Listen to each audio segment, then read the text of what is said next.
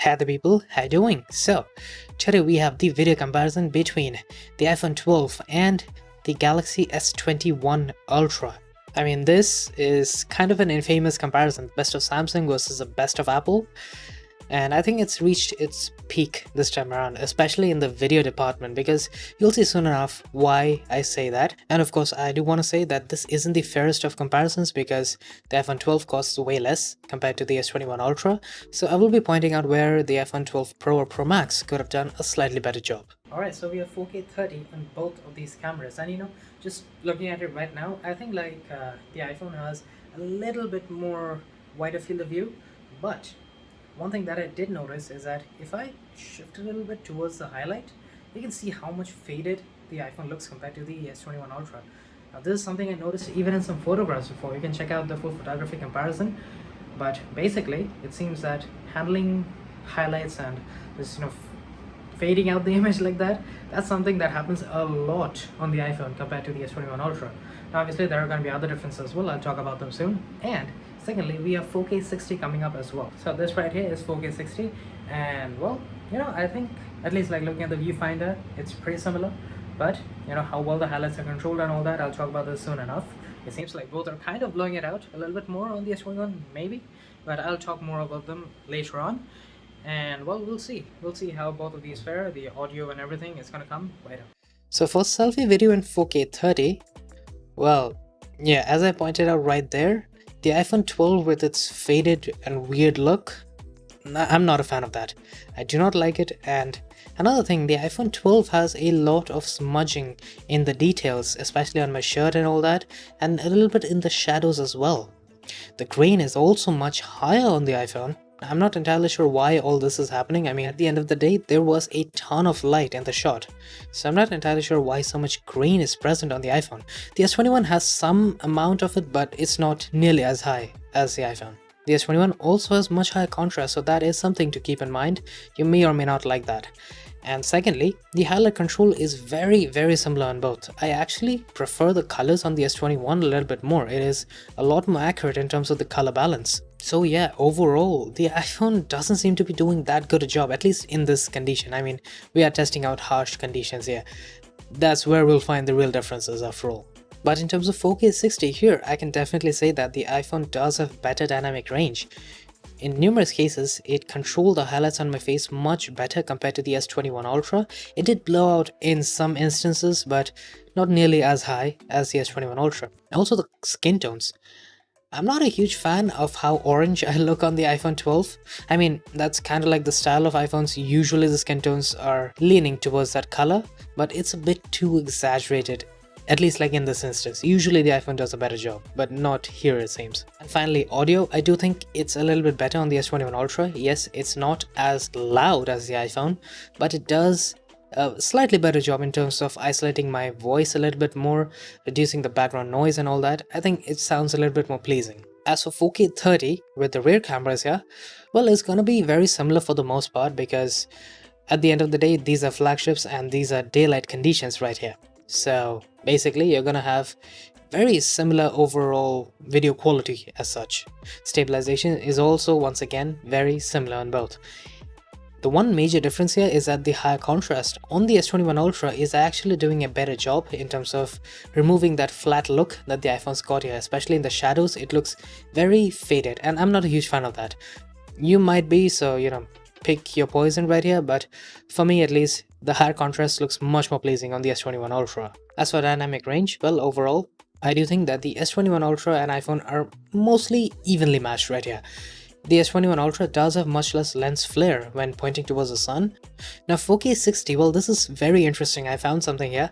Apparently the iPhone 12 in this clip and the rest of the ones that I've taken, the iPhone has a bitrate of 37 to 38 megabytes per second, while the S21 Ultra has a tremendously higher 70 to 75 megabytes per second, which is quite a massive difference. And I thought it was some kind of weird glitch or some kind of weird error, because usually iPhones have much higher bit rates, they have much higher quality, especially in these, but it seems that is not the case. And in practicality, the S21 does have much higher details. Now some part of it can be overruled as over sharpening, which is slightly present definitely, but the iPhone has quite a bit more detail smudging in the 4K 60 mode in particular at least.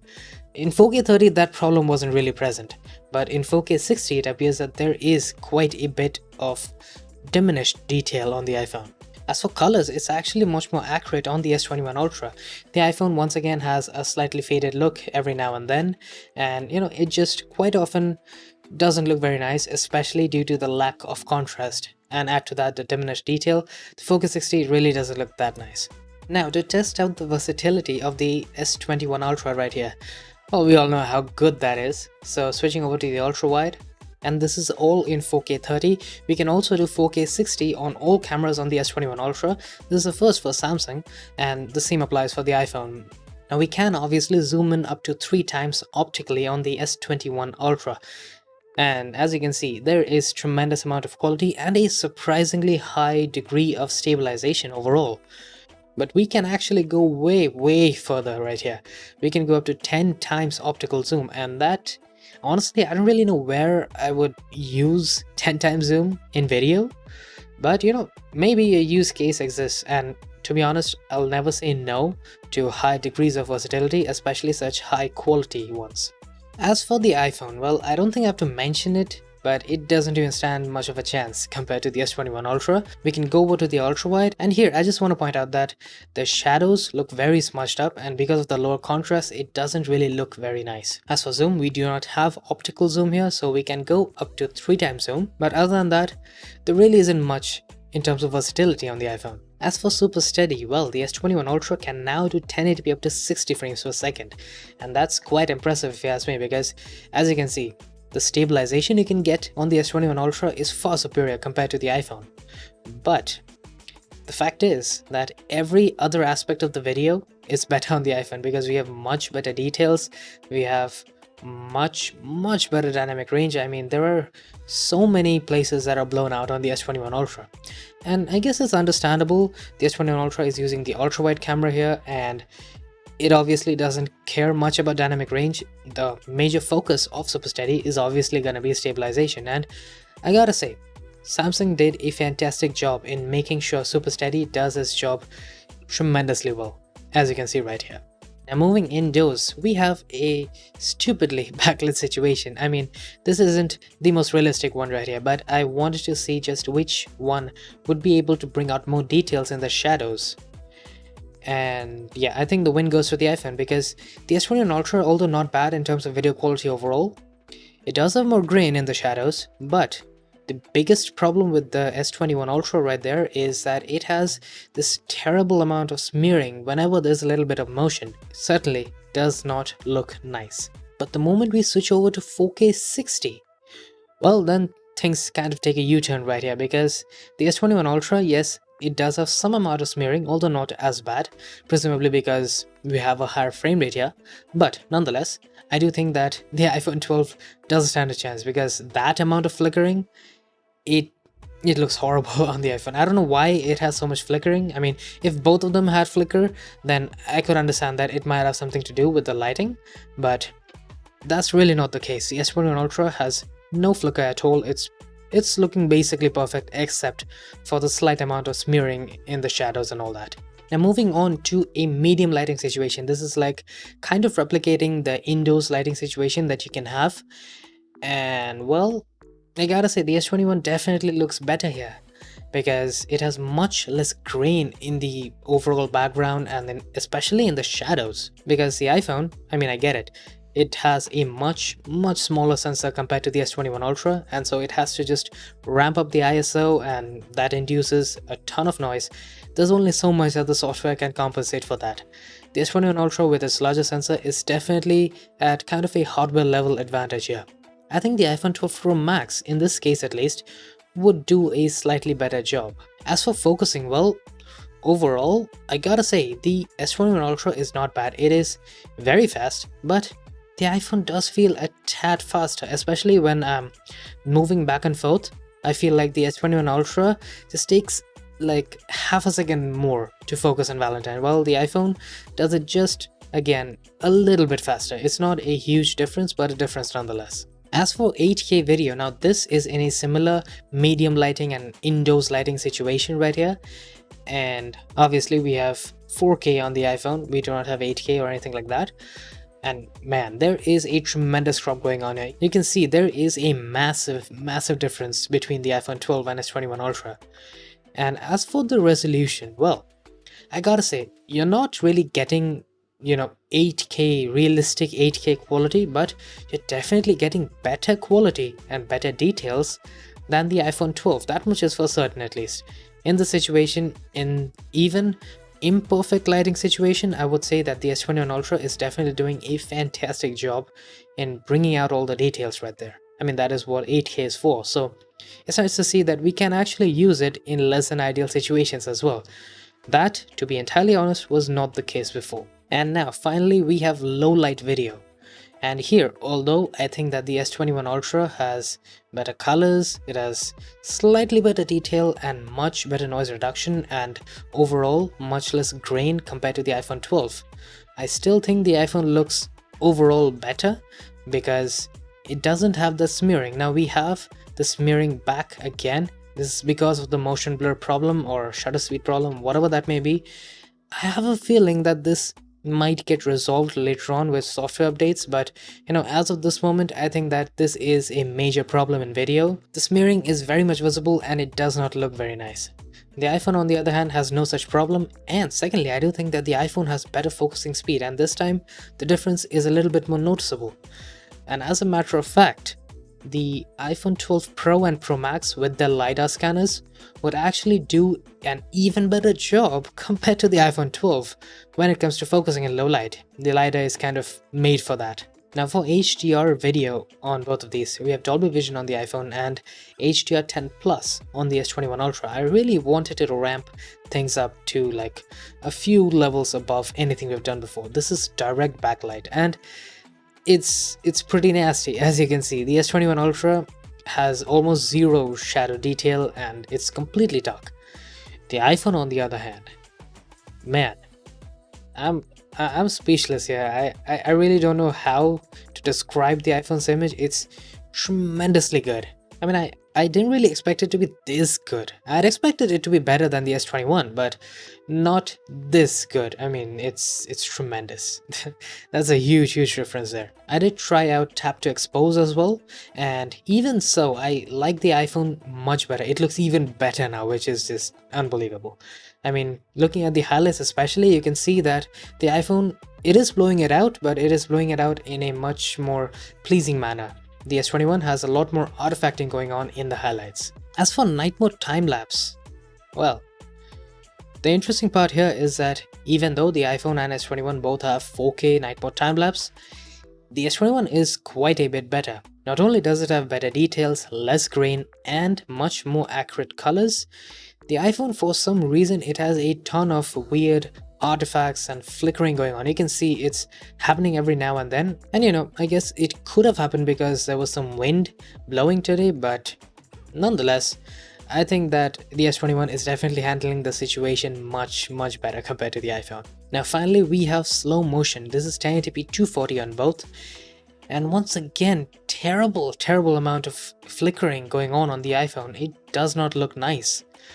Now obviously, the iPhone does have slightly better detail compared to the S21 Ultra, but other than that, everything looks better on the S21. There's also much less grain and noise on the S21 Ultra. This is obviously a very good lighting condition, so given that, the iPhone 12 isn't really doing that good a job, and especially that flickering. That one really does not look nice. So that is a wrap for this video comparison, and I gotta say, the iPhone and the S21 Ultra, they traded blows like it was the last day on earth. It was insane, let me tell you right now. But anyways, let's try and break it down, shall we? So for 4K 30, on the front cameras I preferred the S21 Ultra. You may or may not like it because of the higher contrast on the S21 Ultra, but overall I think the S21 was kind of doing a better job. Secondly, on the rear cameras, I think it's basically a tie. It's again gonna depend on whether or not you prefer the higher contrast, but for me, once again, the S21 Ultra definitely looked less flat, and that's just the kind of look I prefer. But 4K 60 is actually better on the S21 Ultra because not only does it have a much higher bitrate for some very odd reason, as I mentioned before, but in practicality again, we have better details and we have better sharpness overall, which is again just uncanny because iPhones have always had the higher bitrate because they have such immensely powerful chipsets. As for indoors and like backlit situations, I think the S21 Ultra kind of failed because it had that weird bug where it would smear up everything whenever there was a little bit of motion.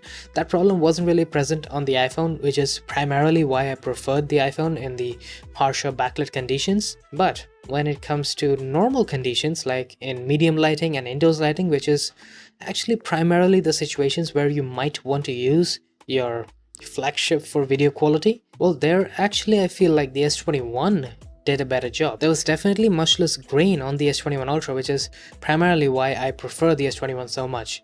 Now the iPhone, it has a very small sensor, and if we can get a good sensor upgrade on, let's say, the next iPhones that come out, well then maybe things could get much more interesting in this medium lighting conditions.